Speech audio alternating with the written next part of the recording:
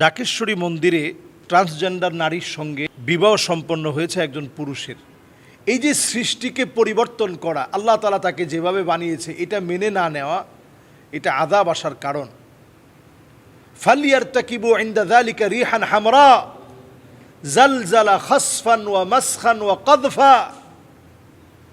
এমন আযাব আসার পথ আপনারা উন্মুক্ত করছেন, ভূমিকম্পে তছনছ হয়ে যাবে, ভূগর্ভস্থ ফাটল দেখা দিবে।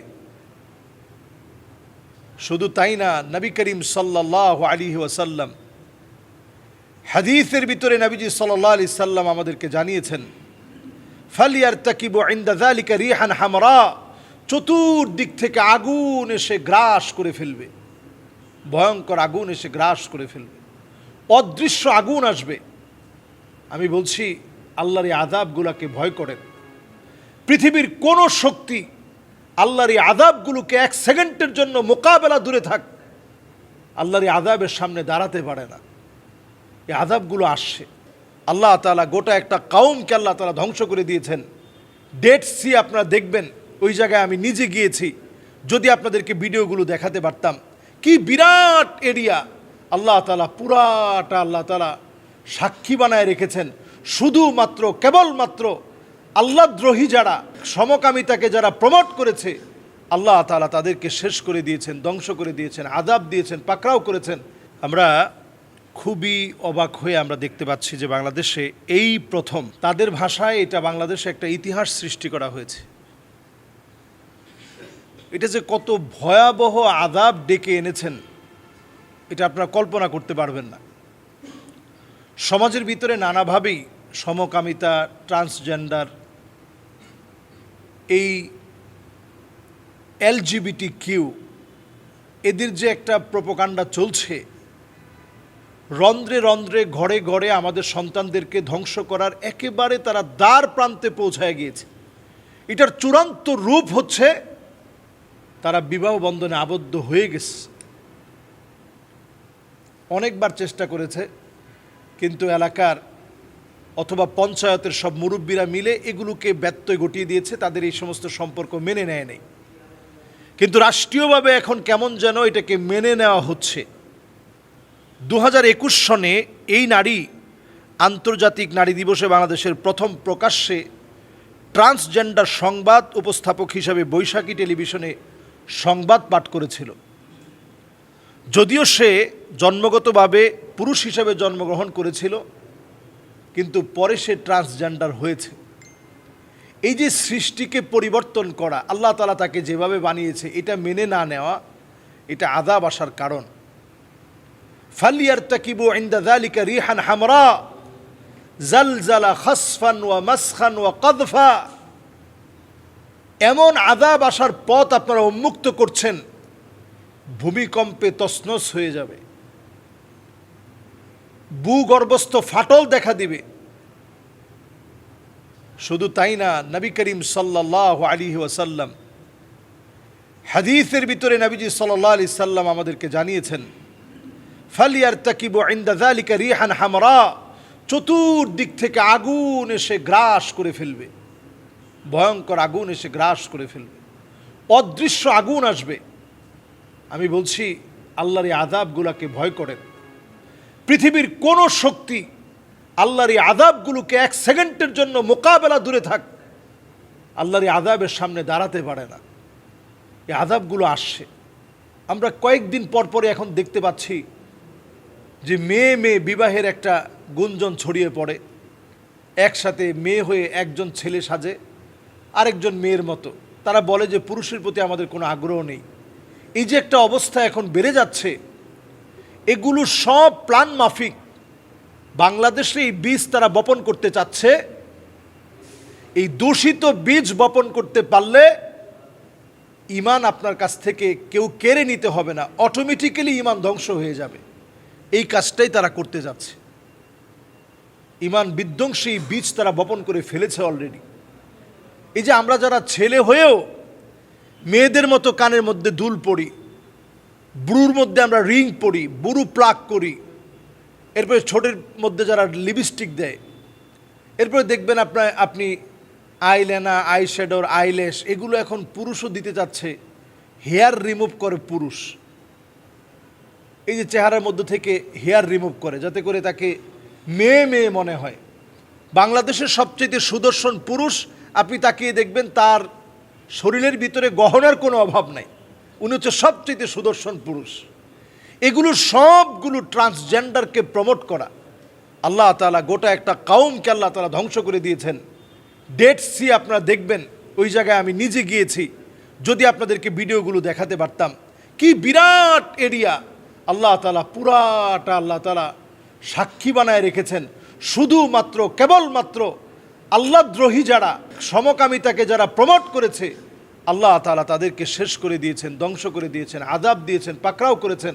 এমনকি লূত আলাইহিস সালাতু ওয়াস সালামের স্ত্রী, তিনি শুধু তাদের আযাবের দিকটা দেখছিলেন, আল্লাহ তাআলা তাকেও পাকড়াও করেছেন। আমি নিজে ওই জায়গায় গিয়েছি, এখনও একটা মূর্তির মতো দাঁড়িয়ে আছে, দেখলে একটা নারীর আকৃতি মনে হয়। জনশ্রুতিতে এলাকার লোকজন বলে যে এটা হচ্ছে সেই মূর্তি। লূত আলাইহিস সালাতু ওয়াস সালামের স্ত্রী, তিনি আযাব দেখার জন্য পিছনে তাকিয়েছিলেন, আল্লাহ তাআলা উনাকেও আযাবের মধ্যে পাকড়াও করলেন। সুতরাং এই বিষয়গুলো যদি আমরা সমাজের ভিতরে যদি আমরা এই বিষয়গুলো নিয়ে যদি কথা না বলি, তাহলে আল্লাহর কাছে কিভাবে জবাব দিবেন? আপনারা দেখেন পরবর্তীতে বিভিন্ন ঘাত এবং প্রতিঘাতে, যেটা আমাদের নিউজ এসেছে, তারা আমেরিকায় পাড়ি জমিয়েছে। উদ্দেশ্য যদি এই হয় যে আমেরিকাতে পাড়ি জমাবেন, আরও অনেক রাস্তা আছে। আপনি কেন আপনার পরিবার, আপনার সমাজ, বাংলাদেশের মুসলমানদের এই ইতিহাস সবগুলোকে কেন আপনি ধ্বংস করবেন? সুতরাং হিন্দু রীতি অনুযায়ী মাথাভর্তি সিঁদুর দিয়ে শাখা পরে হিন্দু সম্প্রদায়ের একজন পুরুষকে বিয়ে করেন।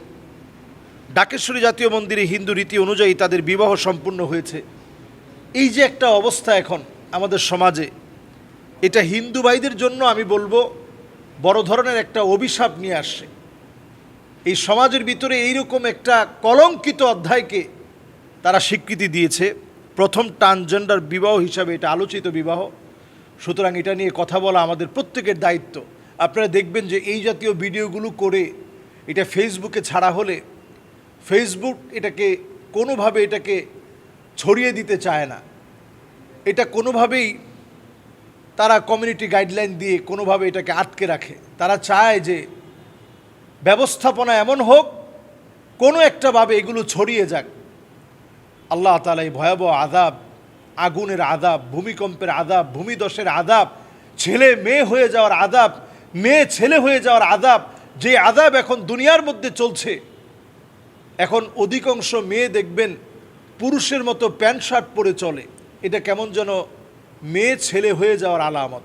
ছেলেরা দেখবেন কানের ভিতরে দুল দিয়ে চলে, এটা ছেলে মেয়ে হয়ে যাওয়ার আলামত। ইয়াতাসাফাদু ফিত তরিক তাসাফুদ আল হামির, নির্লজ্জ বেহার মতো চলাফেরা করে। এগুলো সব কিয়ামতের আগে ঘটবে বলে নবীজি বলেছেন।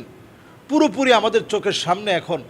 আল্লাহ তাআলা আমাদের এই প্রজন্মকে হেফাজত করুক, তরুণদেরকে হেফাজত করুক, ট্রান্সজেন্ডারের ভয়াবহতা থেকে এই সমাজকে আল্লাহ রাব্বুল আলামিন একেবারে মুক্ত করুক। জাহান্নামে দ্বার প্রান্তে পৌঁছে গিয়েছে, জাহান্নামের দ্বার প্রান্তে যারা হাবুডুবু খাচ্ছে, এইরকম ট্রান্সজেন্ডার প্রবণতা থেকে আল্লাহ আমাদেরকে হেফাজত করুক। বর্তমানে টুথপেস্ট, সয়াবিন সহ বিভিন্ন নিত্য প্রয়োজনীয় পণ্যে মাইক্রোপ্লাস্টিক পাওয়া গেছে। এই মাইক্রোপ্লাস্টিকগুলোর কারণে ক্যান্সারের ঝুঁকি রয়েছে, জনজীবন বিপন্ন হচ্ছে। ছোট ছোট বাচ্চারা এই টুথপেস্টগুলো খেয়ে ফেলার কারণে ক্যান্সারের ঝুঁকি দিন দিন বেড়ে যাচ্ছে। এবং দেখা যায় যে আমাদের বাচ্চারা শুধু এই টুথপেস্টগুলো খেয়ে ফেলে না, অনেক অংশই খেয়ে ফেলে। তো আশ্চর্য বিষয় হচ্ছে যে বাচ্চাদের জন্য যে মেরিল বেবি যে টুথপেস্টটা আছে, এটার ভিতরে প্রচুর পরিমাণ মাইক্রোপ্লাস্টিক পাওয়া গিয়েছে। অন্যান্য যেগুলো আমরা সবসময় খুব ভালো মনে করে ব্যবহার করতাম, এই হোয়াইট প্লাস সহ আমরা যে মেসওয়াক নামে একটা টুথপেস্ট আছে সেটাও আমরা ব্যবহার করতাম।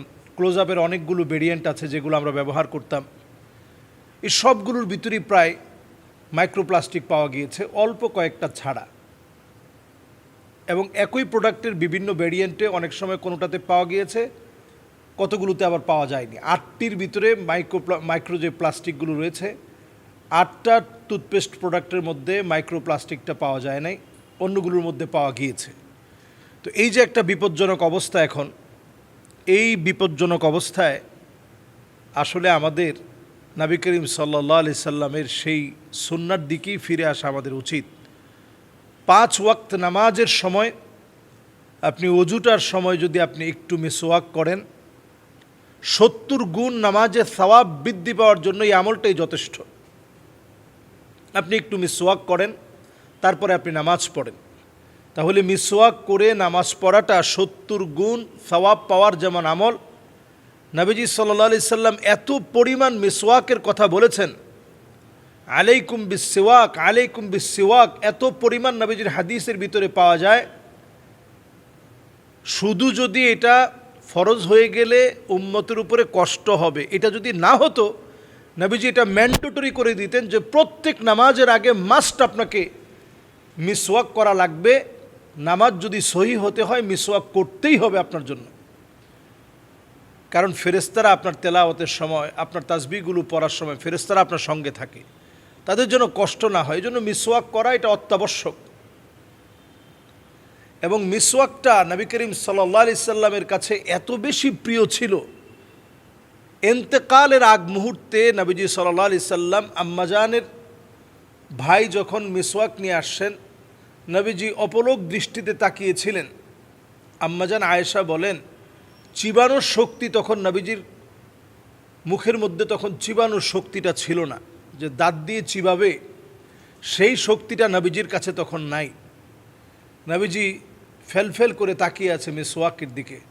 আম্মাজান এই মিসওয়াকটা চিবিয়ে দিয়েছেন, ওই চিবিয়ে দেওয়া মিসওয়াক দিয়ে নবী করিম সাল্লাল্লাহু আলাইহি সাল্লাম তিনি মিসওয়াক করেছেন।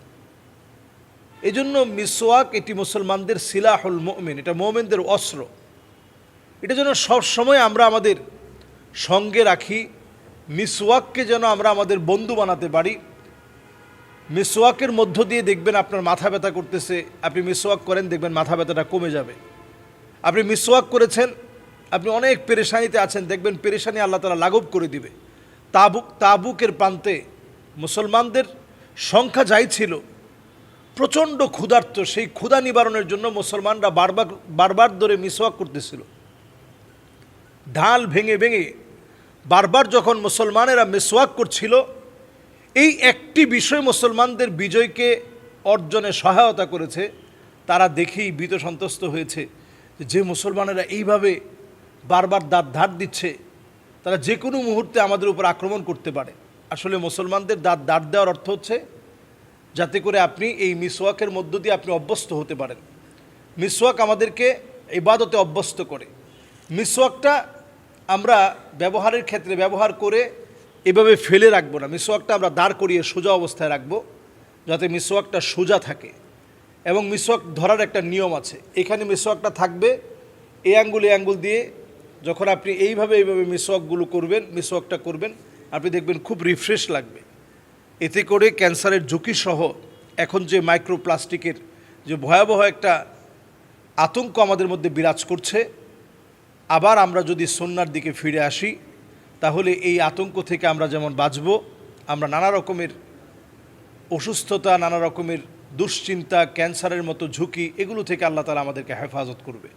আল্লাহ তাআলা আমাদেরকে সুন্নাহ মেনে আমল করার তৌফিক দান করুক। আমি আল্লাহর নামে স্পষ্ট মানত করেছি যে আমার যদি আল্লাহ তাআলা সন্তান আদি দান করে, তাহলে আমার 2.5 ভরি স্বর্ণ আমি আল্লাহর রাহে দান করে দেব। কিন্তু স্বর্ণের দাম এখন বেড়ে যাওয়ায় আমার মেয়েও বড় হয়েছে, তার জন্য এই স্বর্ণ রেখে দিয়েছি, মানতটা পুরা করি নাই। এতে কি আমি গুনাহগার হব কি না? আমাদের সমাজের ভিতরে আমরা মানত করি এবং এই মান্যতটাকে কিভাবে পুরা করতে হয় বা পুরা করার জরুরত কি আছে কি না, এটা আমরা অনেকে জানি না। কিভাবে আমরা মানত করব কি না, আমরা আল্লাহর সাথে একটা কন্ডিশনে যাই যে আল্লাহ এটা দিলে এটা দিব, এটা দিলে এটা দিব। 1 নম্বরে আমরা এই কাজটা করব না, এটা শরীয়ত সম্মত না। যদি আপনি করেই ফেলেন, বিষ খেয়ে ফেলছেন, তো বিষ খাইলে তো আপনার ক্ষতিটা আসবেই। আপনি মানত করে ফেলছেন, যে ওয়াল্লাহি আল্লাহ আপনার শপথ করে বলছি, যদি আমাকে একটা সন্তান দেন তাহলে অবশ্যই আমি আমার এই স্বর্ণ থেকে 2.5 ভরি স্বর্ণ দিয়ে দিব। এখন দেখতেছেন যে 2.5 ভরি স্বর্ণের দাম তো অনেক। মেয়ে একটু বড় হয়েছে, আপনি চিন্তা করলেন যে তাকে মেয়েরে মালিক বানাই দিই। তো এই যে আপনি মানতটা পুরা করেন নাই, মানত পুরা করাটা হচ্ছে ওয়াজিব। মান্নত করলে সেটা পুরা করাটা আপনার জন্য ম্যান্ডেটরি, ওয়াজিব হয়ে যাবে। এবং মান নাযারা, হাদিসের মধ্যে আসছে আইয়ুতি আল্লাহ ফাল ইউতিহু, কেউ যদি আল্লাহর জন্য কোনো মান্নত করে, কোনো নাজার করে, তো মান নাযারা ইউতি আল্লাহ ফাল ইউতিহু, আল্লাহর জন্য যদি কোনো মানত আপনি করেই ফেলেন তাহলে সেটা পূর্ণ করো। এই করাটা আমাদের জন্য আবশ্যক। এখন আপনি পূর্ণ করতে পারলেন না, শাস্তি কি? শাস্তি হচ্ছে 10 জন মিসকিনকে খাদ্য দিতে হবে, অথবা 10 জন মিসকিনকে পোশাক ক্রয় করে দিতে হবে, অথবা 10 জন দাস মুক্ত করতে হবে। দাস প্রথা যেহেতু এখন নেই, বাকিগুলো যদি আপনি সামনে নিয়ে আসেন, 10 জনকে আপনি খাবার দিলেন, অথবা 10 জনকে আপনি পোশাক দিলেন, অথবা 3 দিন আপনাকে রোজা রাখতে হবে। এজন্য আমরা অহেতুক কোনো কসম না করি, অহেতুক কোনো মানত না করি। কিয়ামতের দিন কিছু মানুষের দিকে আল্লাহ তাআলা তাকাবেন না, কথা বলবেন না, দয়া দেখাবেন না। এর মধ্যে অন্যতম একটা শ্রেণী হচ্ছে বিহালাফিন কাযিব, যে লোকটা আল্লাহর নামে কসম করে করে মিথ্যা বলেছে, কসম করে করে মানত করেছে, সেগুলো ভঙ্গ করেছে। লা ইউকাল্লিমুহুমুল্লাহ, আল্লাহ তাআলা কিয়ামতের দিন তার সঙ্গে কথা বলবেন না। ওয়ালা ইউযাক্কিহিম, আল্লাহ তাআলা তাকে দয়া দেখাবেন না। ওয়ালা ইয়ানজুরু ইলাইহিম, আল্লাহ তাআলা তার দিকে তাকাবেনও না। আল্লাহ যদি সেদিন আপনার দিকে না তাকান, সেদিন যদি আল্লাহ তাআলা না দেখেন, সেদিন যদি আল্লাহ তাআলা কথা না বলেন, সেদিন যদি আল্লাহ তাআলা দয়া না দেখান, আপনার আমার যাওয়ার মতো কোনো জায়গা নাই। সেই কঠিন মুসিবতের সময়ে রব্বে করিম আল্লাহ সুবহানাহু ওয়া তাআলা আপনাকে আমাকে দয়া করবেন, মায়া করবেন তখন যখন আমরা আল্লাহর জন্য যা অঙ্গীকার করেছি তা পূরণ করেছি, ওয়াদা যা করেছি ওয়াদাটা হুবহু ওয়াদা রাখার চেষ্টা করেছি। আমরা অনেক সময় মিথ্যা কসম করি। মিথ্যা কসম করা যাবে না, মিথ্যা কসম করা সম্পূর্ণরূপে হারাম।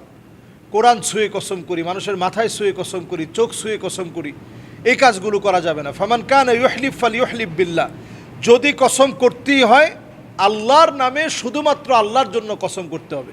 ওয়াল্লাহি বিল্লাহি তাল্লাহি বলে শুধু আল্লাহর নামে কসম করতে হবে, কোনো পীরের নামেও কসম করা যাবে না।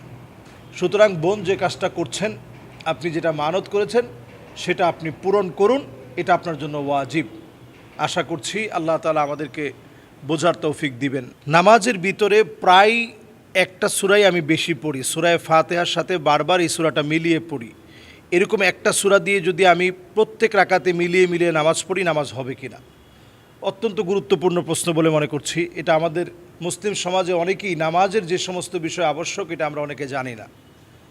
নামাজের ভিতরে সূরা ফাতিহার পরে যদি প্রত্যেক রাকাতে যেখানে সূরা মিলানো যায়, তো এই সূরা মিলানোর যে ফরজ নামাজগুলো রয়েছে, যেমন আপনি জোহরের নামাজে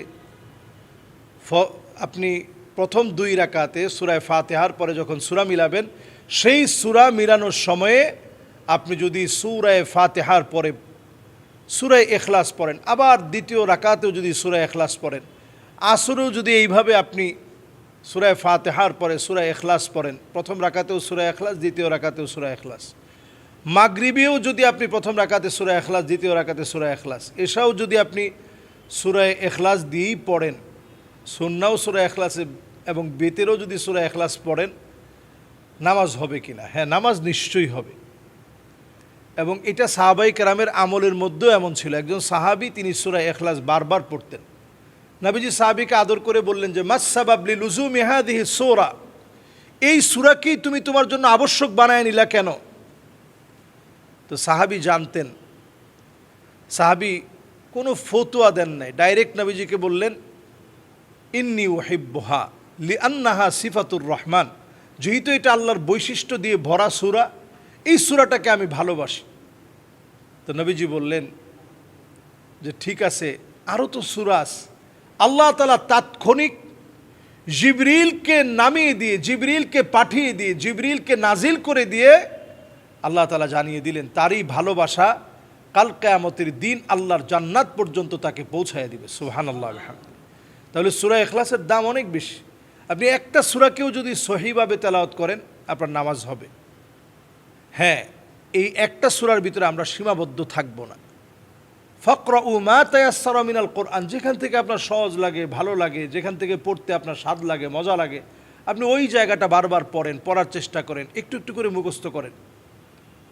দেখবেন ইনশাআল্লাহ আপনার অনেকগুলো সূরা আপনার মুখস্থ হয়ে গেছে। আল্লাহ তাআলা সহজ করে দিবেন।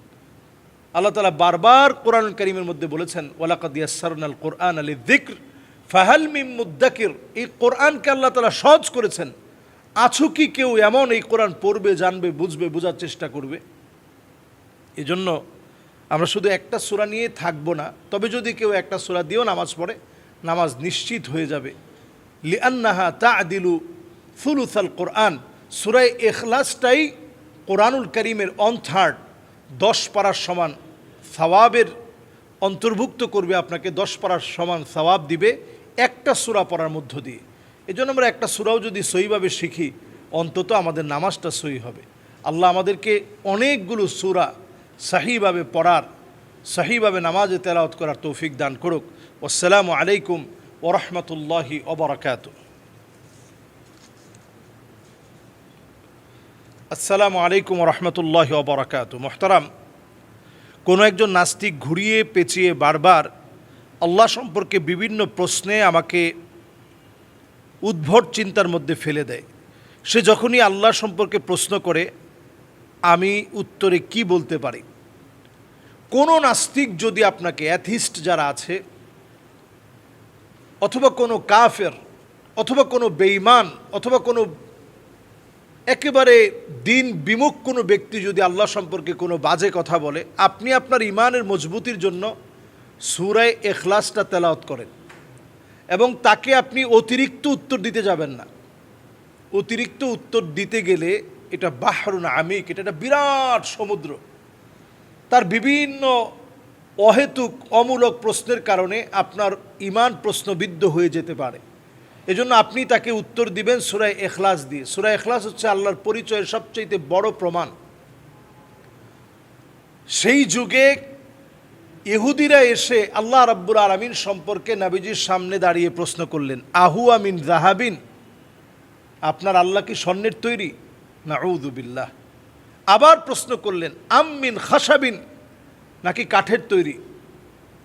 আম মিন ফিদ্দাতিন, নাকি রূপার তৈরি? সিফলানা রাব্বাক, হে মুহাম্মদ তুমি তোমার রবের পরিচয় দাও।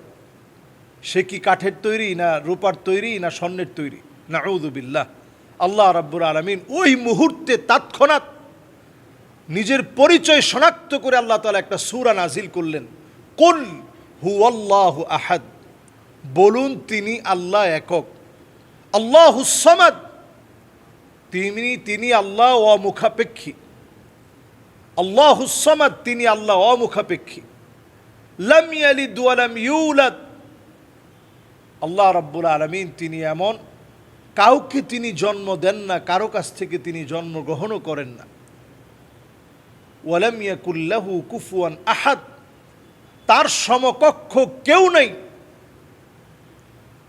তো আল্লাহ রাব্বুল আলামিনের এই পরিচয়ের পর্বটা প্রত্যেকটা আয়াতে লক্ষ্য করেন সিফাতুর রহমান, আল্লাহর বৈশিষ্ট্য, আল্লাহর পরিচয় দিয়ে এই সূরাটা পুরাটা ভরপুর। এই জন্য এই সূরাটা খুব খেয়াল দিয়ে, মন দিয়ে, দিল লাগায় পড়বেন। কাউকে যদি উত্তর দিতে হয় এই সূরাটা থেকে দিবেন। আপনি দেখবেন কম্পারেটিভ রিলিজিয়ানের উপরে ডক্টর জাকির নায়েকের যে খেদমত আছে, তিনি কিন্তু এই সূরা ইখলাস দিয়েই অনেককে একেবারে কাবু করে ফেলে। মা তাসিফাতি মা আস্তি, প্রভুর কোনো ফটো নাই, ভাস্কর্য নাই, কিছু নাই। তো সেই কথাই তো আল্লাহ তাআলা সূরা ইখলাসের মধ্যে বলছেন, কুল হু আল্লাহু আহাদ, বলুন তিনি আল্লাহ একক। আল্লাহুস সামাদ, তিনি অমুখাপেক্ষী, কারো কাছ থেকে কিচ্ছু চান না, সবাইকে তিনি দেন। তো আল্লাহর কোনো ফটো নাই, কোনো মূর্তি নাই, কোনো ভাস্কর্য নাই। সূরা ইখলাস দিয়ে বোঝানোর চেষ্টা করেন। নাস্তিকদেরকে এই সূরা ইখলাসটা দিয়ে বোঝানোর চেষ্টা করেন। আস্তিকরাও, যারা আমরা বিশ্বাসী মানুষ, তারাও এই সূরা ইখলাসটাকে বোঝার চেষ্টা করেন। কেন এই সূরাটা লিআন্নাহা তা'দিলু সুলুসাল কোরআন, কেন এটা কোরআনের 10 পারার সমান সওয়াব। এই সূরাটা এত পড়তে কেন ভালো লাগে? এই সূরাটার নাম সূরা ইখলাস, যেমন আরও অনেকগুলো নাম আছে। এই সূরাটার নাম সূরা ইখলাস কেন? এটা একনিষ্ঠ মুমিন আপনাকে বানিয়ে দিবে আপনি যদি এই সূরাটা ভালো করে পড়েন। এই সূরার আরেকটা নাম সূরাতুত তাওহীদ। এটা বিশ্বাসীদের সূরা, বিশ্বাসের সূরা। যেই সূরা পড়লে আল্লাহর পরিচয় এমনভাবে পাওয়া যায়, আপনার বিশ্বাস আল্লাহ তাআলা বাড়িয়ে দিবে। এই জন্য এই সূরাটা বেশি বেশি পড়া। আল্লাহ তাআলা আমাদেরকে তৌফিক দান করুক।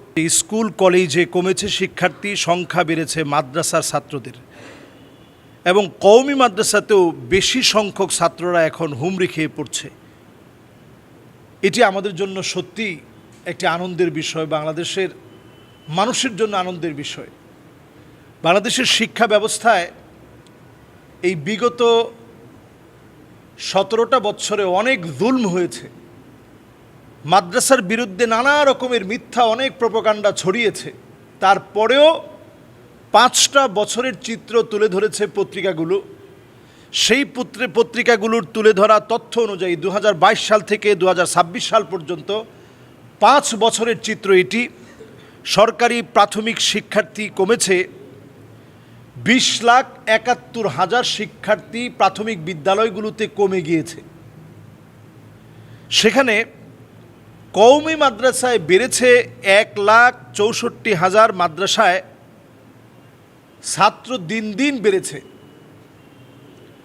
1,64,000 মাদ্রাসায় 15,000, তারা এই সংখ্যা উল্লেখ করেছেন। দিন দিন শুধু মাদ্রাসায় ছাত্র বাড়ছে। এবার পরীক্ষার দিকে আসেন। এসএসসিতে 1,81,000 ছাত্র ছিল, 81,313 জন, যেটা তুলনামূলক কমে দিন দিন শুধু কমতেছে। কারিগরিতে ছিল 19,002 জন, পরীক্ষার্থী কমেছে। অন্যদিকে দাখিল মাদ্রাসাগুলোতে দাখিলে ছাত্র বেড়েছে 35,791 জন। কওমি মাদ্রাসার এইচএসসিতে ছাত্রের তুলনায় যদি আমরা কওমি মাদ্রাসার দিকে দেখি, এইচএসসিতে 83,001 জন শিক্ষার্থী বেড়েছে। কারিগরিতে 14,967 জন, আলেমে 1,858 জন কমেছে। সুতরাং এই পরিসংখ্যান অনুযায়ী আমরা শিক্ষার্থীদের ঝরে পড়ার কারণ এবং বোর্ডগুলো থেকে মাদ্রাসায় হঠাৎ করে এত ছাত্র বেড়ে যাচ্ছে, কওমি মাদ্রাসায় এরকম হুমড়ি খেয়ে পড়ছে, এটার কারণ কি? কারণ হচ্ছে আলিয়া মাদ্রাসাগুলো তার যে মূল ধারা ছিল, 16 বছরের জুলম এবং নির্যাতনের কারণে আলিয়া মাদ্রাসায় একটা ব্যাপক পরিমাণ ভাটা পড়েছে।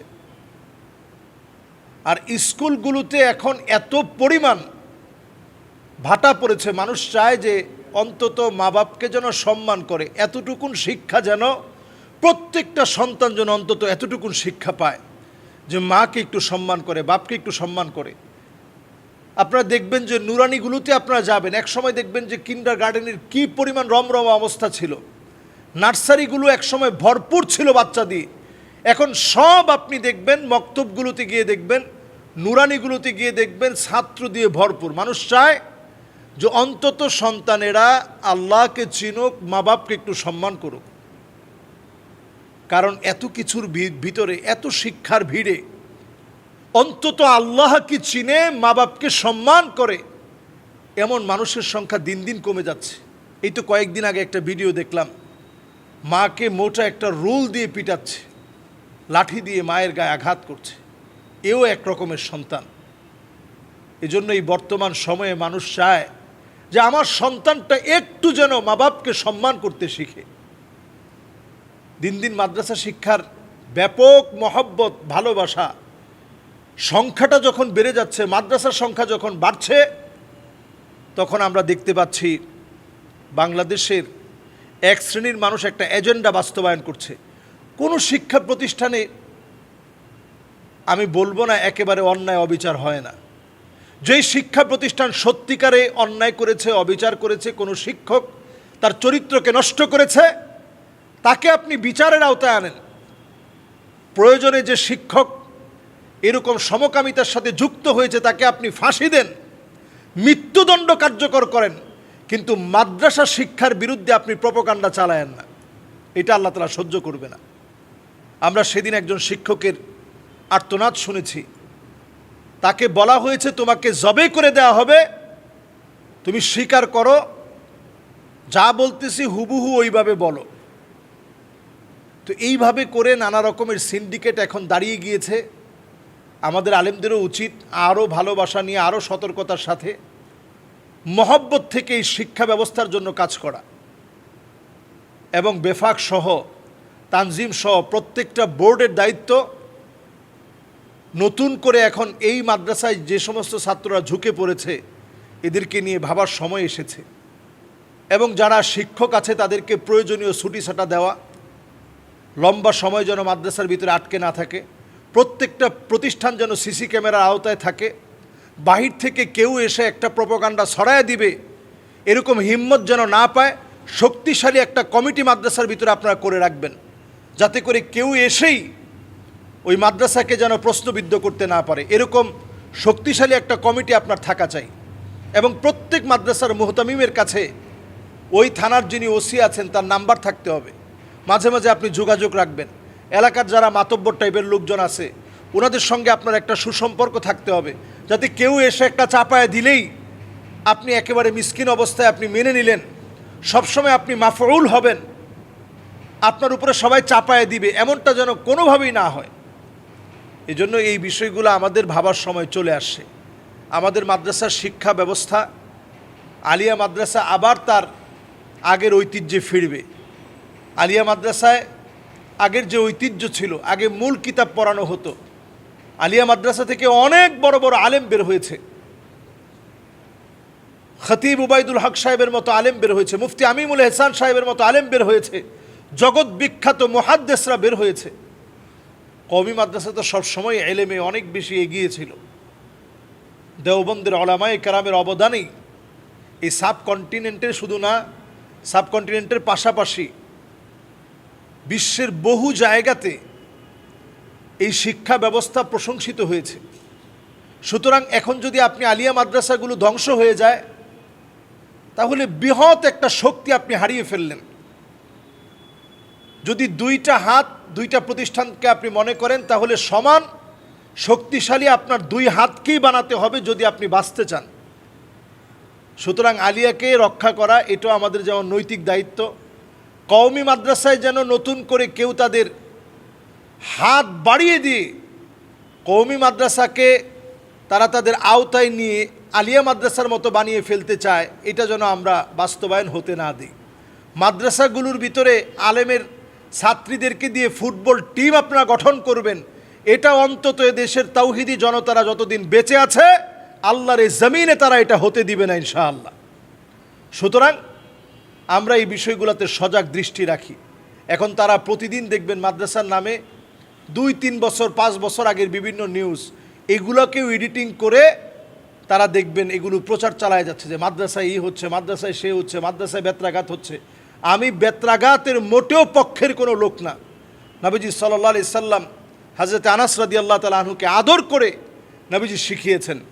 সাহাবাই কেরামের জীবন আদর্শ আপনি পড়ে দেখেন, আদর করে সাহাবাই কেরাম আপনাকে শিখিয়েছেন, সেই যুগে আদর করে শিখিয়েছেন। বাল্লিগু আন্নি ওয়ালাউ আয়া, বাল্লিগ এটা আমরের সিগা, এটা তাকলিফ, আমাদের উপর এটা ম্যান্ডেটরি আবশ্যক যে আমরা ছড়িয়ে দিব। আন্নি এটা তাশরিফ, নবীজির কথাগুলোকে আমরা ছড়িয়ে দেব। ওয়ালাউ আয়া এটা তাকফিফ, অল্প হলেও একটু হলেও আপনি ছড়িয়ে দেন। আপনার সন্তানকে আপনি জোর করে হাফেজ বানাতেই হবে বিষয়টা এমন না। তার যদি মেধা না থাকে সে অন্য জায়গায় ভালো করবে। আমাদের প্রত্যেকটা সেক্টরের লোক দরকার আছে, তবে আমি বলবো প্রত্যেকেই অন্তত সন্তানদেরকে নুরানিতে একটু পড়ান, তার হকটাকে আপনি ইনশিওর করেন। সে যে আল্লাহকে চিনছে, আপনাকে মা বাপ হিসেবে আপনার সম্মানটুকুন দিতে শিখবে, এই অধিকারটুকুন ছোটোবেলা থেকে আপনি দিয়ে দেন। এজন্যই দিন দিন এখন মাদ্রাসার ছাত্র বেড়ে যাচ্ছে। অন্যান্য যে শিক্ষা ব্যবস্থা আছে সেগুলোর ভিতরে ছাত্র দিন দিন কমে যাচ্ছে। সুতরাং আদর্শ হোক আমাদের শিক্ষার মূল স্লোগান। জ্ঞান অর্জন, চরিত্র গঠনের মধ্য দিয়ে আমরা যেন সত্যিকার মানুষ হতে পারি। যুগ জামানার পরিবর্তনের জন্য একজাক মানুষ যেন বের হয়। শিক্ষা প্রতিষ্ঠানের স্লোগান যেন এমনটা হয়। আল্লাহ যেন আমাদেরকে তৌফিক দান করেন। আসসালামু আলাইকুম ওয়া রাহমাতুল্লাহি ওয়া বারাকাতুহু।